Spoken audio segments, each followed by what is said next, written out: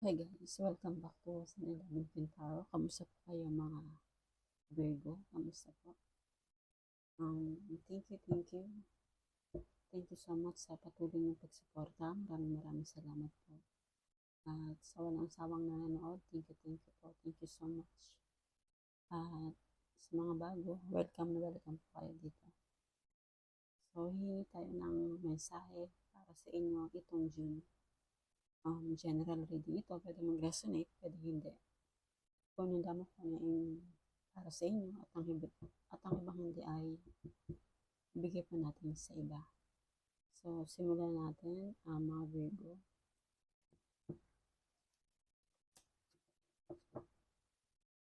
Pero ano kaya ang nais ipahatid na mensahe sa inyo?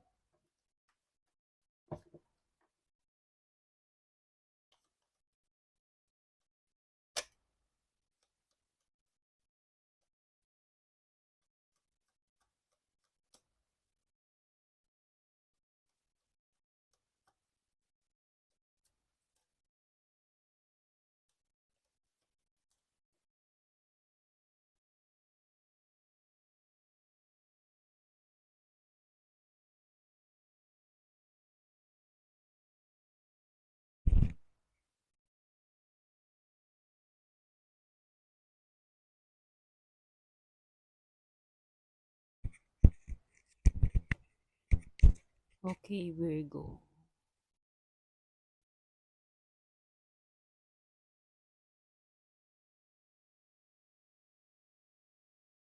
May mga may mga ano ka na dito na, may mga achievement ka na, may mga achievement ka nang nakuha. So, magtutuloy-tuloy pa ito dahil sa dahil sa consistent mo na ginagawa at dahil sa pagiging pagkasaliksik mo, pag-aaral mo, yung talagang idealistic mo. Magtutuloy-tuloy ito dahil marami kang pangarap, no? May mga pangarap ka na gusto mo pang makuha.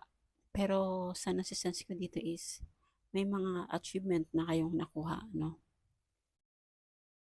Napaka secured na, no? Secured na yung financial mo, secured na yung mga kaalaman mo. So, ang nais mo pang gawin dito is magtuloy-tuloy ito. Dire-diretso lang, dire-diretso yung plano mo, dire-diretso yung mga pumapasok na pera sa'yo, no? Kasi, ang isip mo dito is mapaka idealistic, no?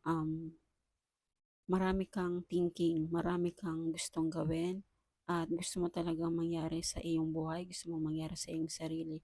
Dahil ang goal mo talaga dito is financial stability.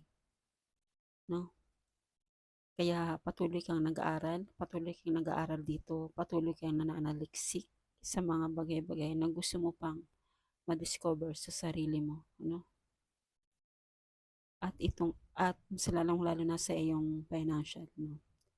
Mas gusto mo pa itong mag-boom, mas gusto mo ba itong mag-expand. No? Kaya marami kang mga no? Marami kang mga opportunity na dumarating sa iyo. So, yun po, marami kang sinimulan na, no? At marami ka na ring mga plano, no? At may mga action ka nang ginawa dito, no? Or ang ilan sa inyo ay may mga gustong ma-achieve, no? Ma-achieve or gusto mong makuha yung mga pangarap mo. Pero sa nasisense ko dito is sinimulan nyo na to eh. Sinimulan nyo na, in-actionan nyo na. Kaya maraming mga opportunity ang dumarating sa inyo, mga Virgo. So ano pang message sa inyo mga Virgo?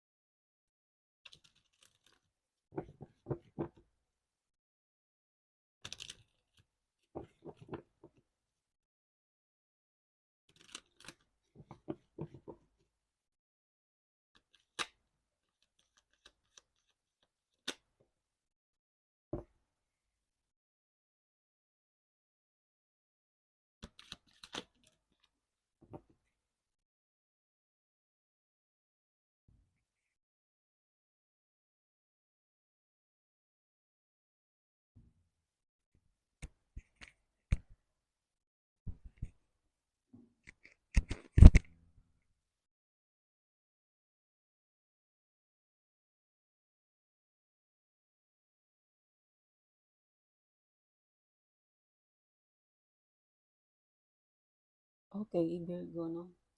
So, dahil nga dito sa dito sa financial mo, no? Kasi sa nasense ko is may nakuha ka na, talagang secured na yung pera mo, no? At meron ka pang mga inaalam, no? Nandun na pumapasok yung pagiging imagination mo, no? Marami kang ini-imagine, no? Marami kang mga fantasy, no? Maraming pumapasok sa isipan mo, sa mga pinaplano mo, no?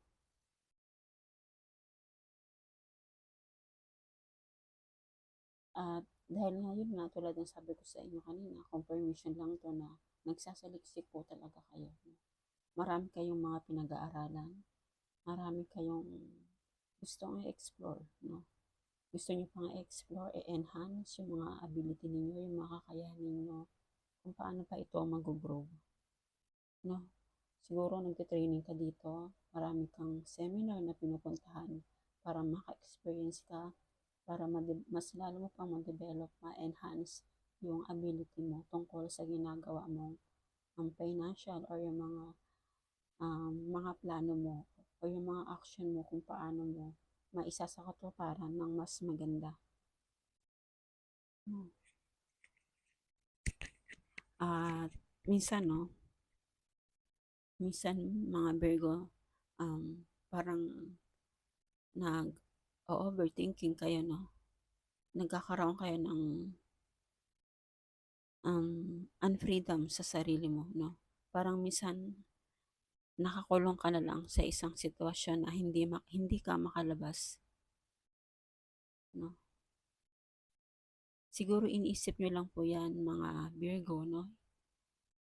Iniisip nyo lang to siguro dahil nga marami kang mga plano, marami kang gustong aksyonan, lalong lalo na sa financial stability mo. Kaya minsan nakukulong ka na sa isang sitwasyon na ikaw lang ang nag-iisip, no? Ikaw lang nag-iisip nito. Pero kung tutuusin, mga Virgo, nagtanim ka na dito eh, no? Kailangan mo lang alagaan, no? Kailangan mo lang alagaan at wag mong pairalin ang pagiging unfreedom mo sa sarili mo, no? Iwasan mo ang overthinking at iwasan mo yung mga hindi nakakatulong sa isipan mo, no? Kasi once na lagi kayo nag-iisip or lagi kang nagda-doubt sa sarili mo or parang feeling mo nakakulong ka lang sa isang sitwasyon na hindi ka makakalabas, hindi darating sa iyo ang good news, no? Pero sa nasa-sense ko dito is kailangan mong iwasan ang overthinking, no? Kailangan mong makaalis sa isang para kang nakakulong sa hawla, kailangan mong tanggalin yan. Kasi nagtanim ka na nga dito, kailangan mo na lang alagaan. Kasi once na patuloy mo tong inaalagaan, yung mga itinanim mo, magkakaroon ng magandang balita na darating sa'yo, no? Lalong-lalo na dito sa mga opportunity na dumarating sa'yo, no?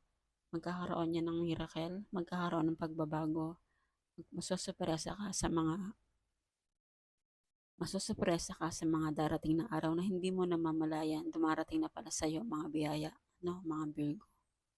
Kaya mas mag-glow ka dito, mas lalo mo pang mamahalin ang trabaho mo, ang sarili mo, at ang mga pangarap mo, lalong-lalo na sa seguridad ng kaperahan mo, no, mga Virgo. Kasi nag-aaral ka dito, may inaatinan ka mga training na dinedevelop mo yung sarili mo, enhance mo yung mga nasimulan mo na, no? Nasimulan nyo na to eh. So, ine-enhance nyo pa ng ine-enhance para mas lalo ka mag-grow, no, mga Virgo. Kasi marami kang plano, may mga pangarap ka.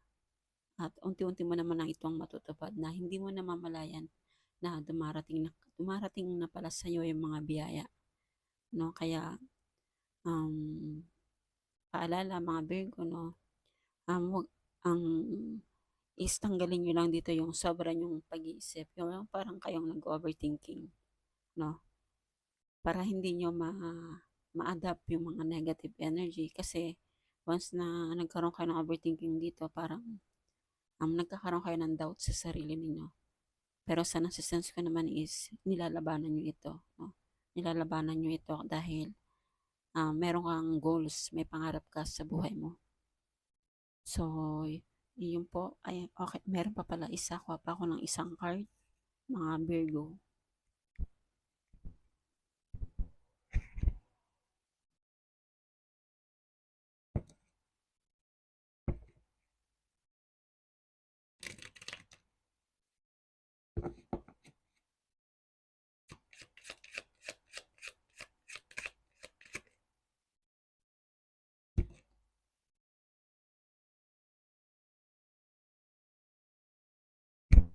Okay, Justice. See, makukuha mo, no? Magkakaroon ng cycle yan. Makukuha mo yung mga pangarap mo, no? Kailangan lang, kung ano man ang ginawa mo na talagang mabubuti, no? Mabubuti, babalik yan sa'yo ng sobra pa, no? Talagang magkakaroon ng katuparan yung mga pangarap mo dahil mapagtatagumpayan mo, no? Magkakaroon ng justice yan ng mga itinanim mo, yung mga sinimulan mo, at yung patuloy mong ne-enhance, patuloy mong dinedevelop sa sarili mo. Yung mga opportunity na dumarating sa'yo, magkakaroon yan ng justice, no? Magkakaroon ng magandang resulta kasi magkakaroon to ng balancing, no? Magkakaroon ka ng balancing dito. Talagang magkakaroon ng magandang resulta, no? Magkakaroon ka ng magandang balita sa mga opportunity na dumarating sa'yo, no? At protektahan nyo, once na dumating na tong blessing na to, sa inyong mga Virgo is protektahan mo, no? Protektahan mo yung mga bagay na pinag-aralan mo, yung mga bagay na pinaghirapan mo, yung talagang kung paanong sitwasyon ang ginawa mo dito or kung paanong diskarte ang ginawa mo dito. Protektahan niyo po yan kasi mas habang pinoprotektahan nyo yan, mas lalong pag-grow ng pag-grow yung mga achievement mo. No? So, yun po ang message sa inyo mga Virgo. Thank you so much po and God bless po. Thank you so much.